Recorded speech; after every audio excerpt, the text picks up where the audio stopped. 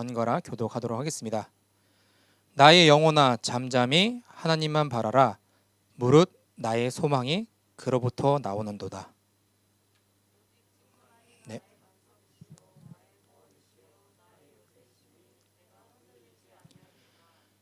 나의 구원과 영광이 하나님께 있으며 내 힘의 반석과 피난처도 하나님께 있도다.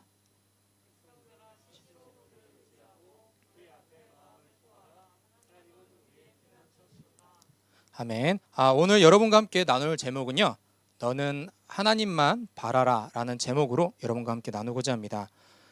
본문 말씀은요, 시편 62편 찬양도 있죠. 시편 62편 보시면은 해당 구절이 바로 그 찬양의 원문입니다. 본문 말씀 1절에 보시면은 소제목이라고 이제 달려 있습니다. 이제 다윗의 시라고 적혀 있는데요. 그 뭐라고 되어 있죠? 인도자를 따라 여두둔의 법칙에 따라 부르는 노래라고 되어 있습니다. 이 여두둔이라는 말은요, 약간 그 논란이 있지만 사람의 이름이라고 합니다. 다윗 왕이 그때 자기 시대 때 3명의 찬양 인도자를 3명을 세웠는데 그 중에 한 명이 여두둔이라는 얘기가 있어요. 시편 62편은 아까 말씀드렸듯이 찬양으로도 유명한 시입니다. 그리고 우리가 다윗 하면은 골리앗을 생각하고요. 전쟁에 나가면 항상 승리했던 하나님을 기쁘시게 했던 사람이라고 우리가 쉽게 흔히들 생각하는데요. 이렇게 밝은 측면만 있었던 게 아니라 10년이 넘는 세월 동안 사울 왕에게 쫓기기도 하고요. 죽을 뻔한 고비가 여러 번 있었고요. 그리고 자신의 부하의 아내를 강제로 범하는 범죄를 저지르기도 했습니다. 그리고 아들의 반란에 쫓겨나서 또한 죽을 뻔한 고비를 몇 번 넘기기도 했었고요. 그리고 교만한 마음에 자신이 하나님의 은혜로 하나님께서 왕위를 세워주셨는데 자기가 했다고 생각을 하고 인구수를 세웠습니다. 교만하게. 그래서 이스라엘의 역병을 내리기도 했던 장본인이기도 했습니다. 그렇게 어두운 측면도 있어요. 근데 오늘은 여러분과 함께 그 밝은 측면이 아니라 어두운 측면 중에 하나를 이제 보려고 합니다. 아까 제가 말씀드렸듯이 아들이 반란을 일으켰다고 말씀을 드렸습니다. 그 아들 중에 여러 명이 있었는데 압살롬이라는 아들이 한 명 있었습니다. 다윗에게는 여러 명의 아내가 있었어요. 첫 번째 아내에게는 암논이라는 그 아들을 낳았었고요. 오늘 말씀드렸던 압살롬이라는 그 아들은 다윗의 세 번째 아내에게서 얻은 아들이었습니다. 그리고 이 압살롬이라는 사람에게는 이쁜 여동생이 한 명 있었어요. 다말이라는 여동생이 있었는데 아까 말씀드렸던 이복형, 압살롬의 이복형 암논이라는 사람이 자기 이복 누이를 되게 사모했어요. 그래서 어떤 일이 발생하냐면은 자기 이복 누이를 강제로 범하는 그런 범죄를 저지르게 됩니다. 근데 다윗은 그 말을 듣고 그 사건을 듣고 암논을 이렇게 불러서 혼내거나 처벌을 한 게 아니라 그냥 넘어갔어요. 그래서 그 사건으로 인해서 압살롬은 이제 자기 아버지의 특히 형한테 양심을 붓고 나중에 이제 결국에는 죽이는 사건이 일어나게 됩니다. 그리고 이제 압살롬이 도망가고 아버지가 불러서 용서를 해줍니다. 용서를 해줬는데 이제 압살롬이 아버지한테 용서를 받았으니까 아버지한테 가서 이제 이야기를 하고 싶을 거 아니에요. 근데 희한하게도 다윗이 압살롬이 만나려고 할 때마다 안 만나줍니다. 그래서 마음에 서운한 감정이 있었어요. 그래서 아버지한테 가는 모든 상소문을 자기가 이제 훔칩니다. 그래서 자기가 모두 다 해결을 해요.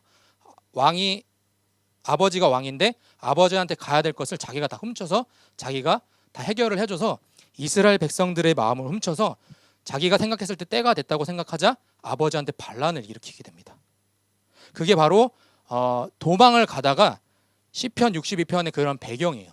그래서 다윗이 도망을 가면서 아들이 반란을 일으켰는데 괘씸한 놈 하면서 이제 그 반란을 제압한 게 아니라 그 다윗이 그냥 도망을 가요.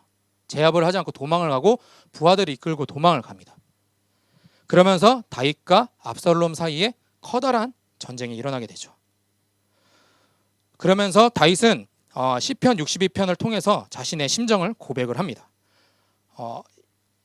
1절 다시 한번 볼게요. 시편 62편 1절에 뭐라고 노래를 하냐면은 나의 영혼이 잠잠히 하나님만 바라며 나의 구원이 그에게서 나오는도다. 제가 말씀드렸죠. 지금 이 62편은 그냥 왕궁에서 한가하게 그냥 지었던 게 아니라 자신의 목숨이 경각에 달린 상태에서 도망갈 때 지은 겁니다. 그런데 뭐라고 얘기합니까? 나의 영혼아 잠잠히 하나님만 바라라. 자신의 아들이 자신에게 칼끝을 겨누고 있는 상태, 도피 생활을 하고 있는 상태였습니다. 그리고 이 다윗이 얼마나 지금 위험한 상황이냐면요, 다윗을 따르는 사람이 있었지만 그 중에 다윗 진영의 브레인이라고 할 수 있는, 쉽게 얘기하면 다윗의 제갈량이라 할 수 있는 사람이 한 명이 압살롬 반란군에게 가담을 해요. 그래서 그 얘기를 듣고 깜짝 놀랍니다. 왜냐하면은 이 사람이 얼마나 대단한 사람이냐면 막 이제 이스라엘 사람들이 막 하나님을 믿어서 가서 이제 하나님의 뜻을 묻잖아요. 그러면 하나님의 뜻과 이 브레인의 뜻이 같은 거예요. 이 사람은 하나님께 기도한 게 아니라 자기 머리에서 나온 거예요. 그 정도로 뛰어난 사람이, 머리가 되게 똑똑한 사람이었습니다. 근데 그 사람이 다윗을 쫓아서 도망간 게 아니라 그냥 반란군에 가담했다는 소식을 듣습니다. 그만큼 위험한 상황이었습니다.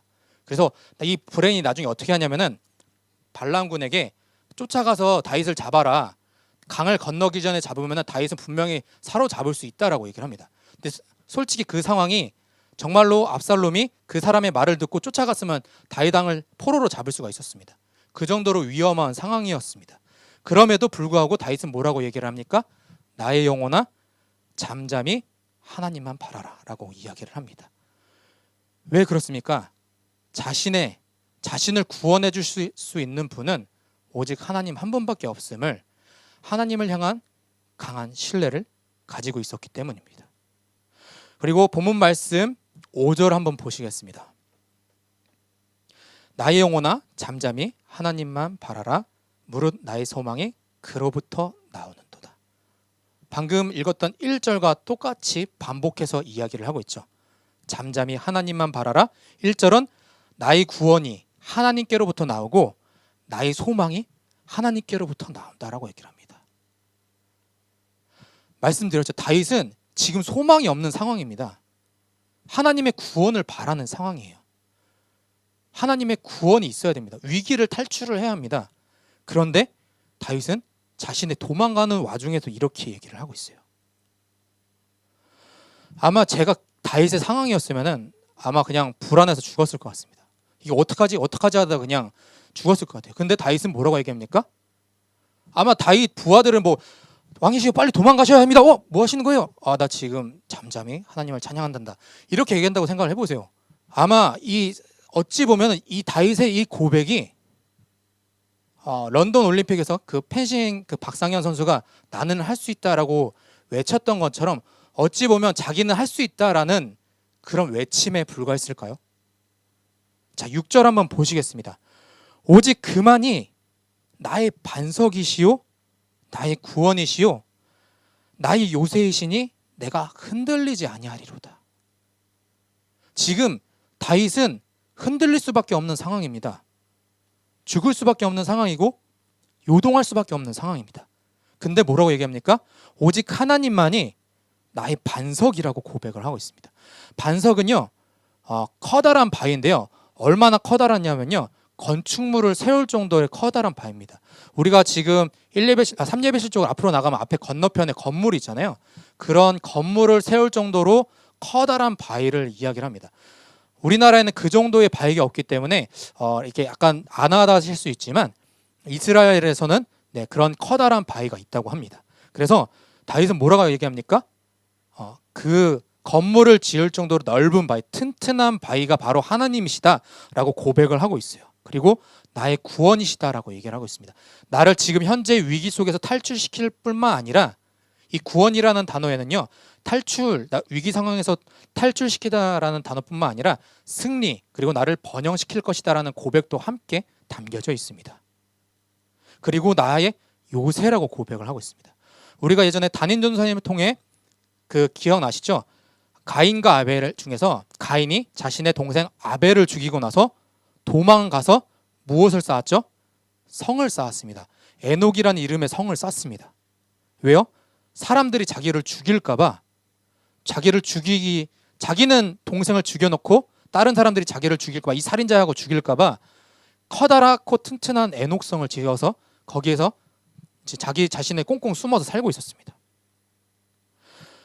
다윗과는 상황이 다르지만 같은 도망자 신세였어요. 근데 가인은 자기 힘으로 성을 쌓았고요. 다윗은 그렇기보다 하나님이 나의 요새이십니다라고 고백을 하고 있는 겁니다. 네. 그리고 다윗이 이 절체절명의 위기 속에서 하나님만 바라라, 나의 영혼아 하나님만 바라라라고 이제 고백을 하고 있는 겁니다. 하나님이 나의 요새이기 때문에 나는 안전하다라고, 흔들리지 않는다라고 고백을 하고 있는 거죠. 요즘에 저와 동성전도사님을 통해서 여러분들께서 출애굽기를 다 배우셨을 겁니다. 우리 출애굽기를 배워서 아시겠지만 이스라엘 백성들이 출애굽을 했을 때 어떤 이야기를 했습니까? 본인들이 눈으로 10가지 재앙을 목도했고 한 번도 볼 수 없었던 바다 사이를 가로질렀었던 그런 기적을 체험했습니다. 그리고 물이 없을 때 물을 달라 했을 때 물을 주셨고, 먹을 게 없다고 하셨을 때 만나 메추라기를 주셨죠. 그런데 그들은 어떻게 했습니까? 자신들의 상황이 먹을 것이 없어지자마자, 목이 마르자마자, 위기가 오자마자 모세와 아론을 향해 원망을 했습니다. 어찌 보면 다윗도 그런 상황이었어요. 그런데 다윗은 하나님께 원망하기보다 하나님만 바라보자 라고 이야기를 하고 있는 거죠. 흔들리는 상황 속에서 하나님을 바라보기는커녕 노예 생활을 하던 이스라엘 백성들, 그 이스라엘 백성들을 끄집어내 주셨는데 흔들리는 상황이 오자 노예 생활이 그립다라고 이제 이야기까지 합니다. 그리고 어땠죠? 모세라는 사람이 40일 동안 시내산에 올라가자 자신들에게 하나님의 말씀을 전해줄 사람이 없으니까 불안한 거예요 또.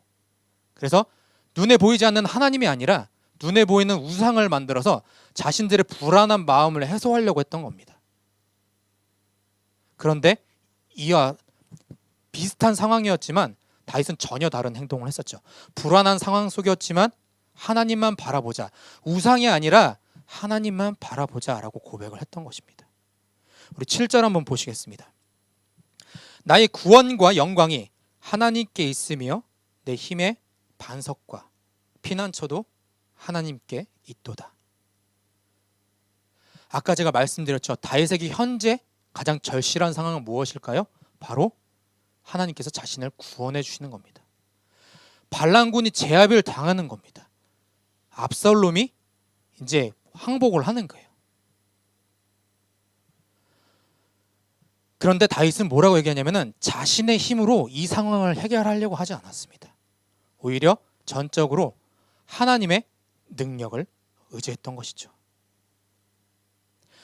하나님이 가지고 계시고 있던 그런 하나님의 능력과 힘을, 그리고 은혜를 나누어 받아서 자기가 이 상황을 극복해 나가고 싶었던 겁니다.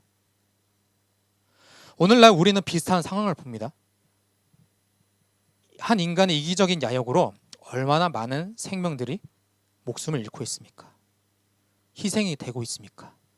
다윗도 자신의 한 아들의 야욕으로 인해서 자신들의 백성들이 죽어나가는 모습을 보고 있었습니다. 그리고 그는 이 모든 상황을 해결해 주실 하나님만 바라보고 있었죠. 그랬기에 다윗은 이 상황 속에서도, 불안한 상황 속에서도 하나님을 의지할 수밖에 없었던 겁니다. 8절 한번 보시겠습니다. 백성들아 시시로 그를 의지하고 그의 앞에 마음을 토하라. 하나님은 우리의 피난처시로다. 셀라. 다윗은 이 어려운 상황 속에서 믿고 바라볼 존재는 하나님밖에 없다고 고백을 하셨습니다. 그게 바로 7절까지 내용이었고요. 우리가 늘상 귀로 들어서 알고 있지만 우리가 받은 은혜는 혼자만 가지고 있으면 안 됩니다. 그렇기 때문에 8절에 보시면은 다윗이 뭐라고 처음에 외칩니까? 백성들아라고 외칩니다. 자기가 경험했던 불안한 상황 속에서 하나님만 바라봐야 했던 그 자기가 받았던 그 은혜를 백성들에게도 나눠주는 거예요. 백성들아, 하나님 앞에 하나님만 바라봐라. 하나님께 너희 마음을 토하거라 라고 이야기를 하고 있는 겁니다. 본인이 깨달은 두 가지 귀중한 진리를 이야기를 하고 있는 겁니다. 첫 번째, 항상 하나님을 의지하라는 교훈이죠. 8절에 아까 말씀드린 시시로 말이 좀 어렵죠? 이게 무슨 뜻이냐면요. 항상 모든 시점에서 모든 상황 속에서 하나님을 의지하라는 뜻입니다. 그리고 의지라는 뜻은요. 단어의 뜻은 피하라, 피난해라라는 뜻을 가지고 있습니다. 자신이 피난을 하고 있는 상황에서도 이스라엘 백성들에게 얘들아 너희가 어려운 상황을 당하면은 하나님께로 피난하거라라고 이제 이야기를 하는 겁니다. 피난을 한다는 건 뭡니까? 어디로 피난합니까? 자신을 안전하게 지켜줄 어딘가로 피난을 하겠죠. 그렇기 때문에 하나님을 항상 의지하라는 것은 하나님께로 피하라는 거고 하나님이 너의 요새가 되신다. 반석이 되시기 때문에 항상 하나님께 피하거라. 그분을 신뢰하거라는 뜻을 담고 있는 것입니다. 서둘러서 하나님께로 피하라라는 뜻입니다. 자, 그리고 둘째, 마음을 토하라라고 이야기를 합니다. 그리고 토하라라는 단어에는요. 엎지르다, 분출하다라는 뜻을 가지고 있습니다. 그건 뭡니까? 너희들의 생각을 하나님 앞에 쏟아놔, 분출시켜라는 뜻을 가지고 있습니다. 너의 사정을 하나님께 아뢰거라라고 얘기를 하는 거죠. 제가 7살 때 있었던 일입니다. 제가 그 동네 여러분들도 있으셨을지 모르겠지만 저희 아파트 단지 앞에 문방구가 있었어요. 그 문방구 앞에 그 오락기계가 있었습니다. 항상 그 오락을 하러 가면은 제 또래 친구들이 거기를 이제 막 이제 있었어요. 유치원 갔다가 와서 가면은 거기에 이제 저보다 몇 살 많은 게 아니라 꼭 1살 많은 형이었어요. 1살 많은 형이 초등학교 1학년 형이 거기 앉아서 이제 대장 노릇을 하는 겁니다. 근데 어릴 때 어린 마음에 그게 되게 무서웠어요. 그래서 어느 날은 우연찮게 어머니랑 그곳을 가게 됐습니다. 근데 평소 같았으면 그 초등학교 1학년 형한테 대항을 못했는데 그날따라 제가 이제 뒤에 엄마가 있다는 생각으로 그 형한테 대항을 했었어요. 조용하라고 뭐 이런 식으로 막 얘기를 했어요. 자, 마찬가지로 다윗은 자기 뒤에 하나님이 있다는 것을 알고 있었습니다. 그렇기 때문에 백성들에게 하나님을 의지하라고 얘기를 있었던 거죠. 그리고 마음을 토하라라는 이야기 속에 예전에 저는 한 연예인이 자신은 하루에 있었던 일들을 다 하나님 앞에 낱낱이 이야기한다는 이야기를 들은 적이 있었습니다. 그래서 저도 길을 걷다가도 오늘 하루 어떤 감정이 들면은 그 감정을 그 이야기했던 연예인처럼 하나님 앞에 다 이야기를 한 적이 있었습니다. 그런 것처럼 다윗은 하나님 앞에 시시로 너희 마음을 토하라라고 이야기를 하고 있는 겁니다. 불안한 마음이 들면은 그것도 이야기하고 걱정이 들면은 너의 피난처 되신 하나님께 그것을 이야기하라라고 이야기를 하고 있는 겁니다. 다윗이 그렇게 권면을 하는 이유는 무엇일까요? 바로 제가 계속 이야기했듯이 하나님은 우리의 피난처가 되시기 때문입니다. 다윗이 앞서 하나님만 바라라라고 이야기를 하는 것은 온전히 하나님의 은혜를 구하라고 하는 것은 바로 이 때문입니다. 광야 같은 인생 속에서 정말 우리는 어디로 가야 할지 모르지만 도망자 신세처럼 늘 불안한 마음에 쫓기고 있지만 다윗은 피난처 되시고 요새 되시는 그 하나님, 우리의 구원 되신 그 하나님께 어서 서둘러 가거라 라고 이야기를 하고 있는 겁니다. 사랑하는 헤세드 성도 여러분, 우리가 어떤 상황 속에 각자에 있는 줄 압니다. 본문을 통해 우리가 기억해야 될 것은 오늘의 제목을 기억하시길 바랍니다. 너는 하나님만 바라라. 여러분의 피난처요, 반석이신 하나님께 우리가 달려가길 소망합니다. 그리고 그분을 의지하길 소망합니다. 오늘 우리에게 이 말씀을 나눠주시는 이유는 무엇일까요? 그것은 분명 우리가 가인의 길이나 출애굽한 이스라엘 백성들 그리고 다윗의 상황 속에서 어찌 보면 상황은 다르지만 그 중심 내용은 같습니다. 그리고 우리는 선택을 해야만 합니다. 자신의 세운 요새 속에서 벌벌 떠는 가인이 될 것인가? 물이 없다고 먹을 게 없다고 원망만 했던 이스라엘 백성들이 될 것인가? 아니면은 다윗처럼 하나님께로 나아가는 그런 다윗이 될 것인가?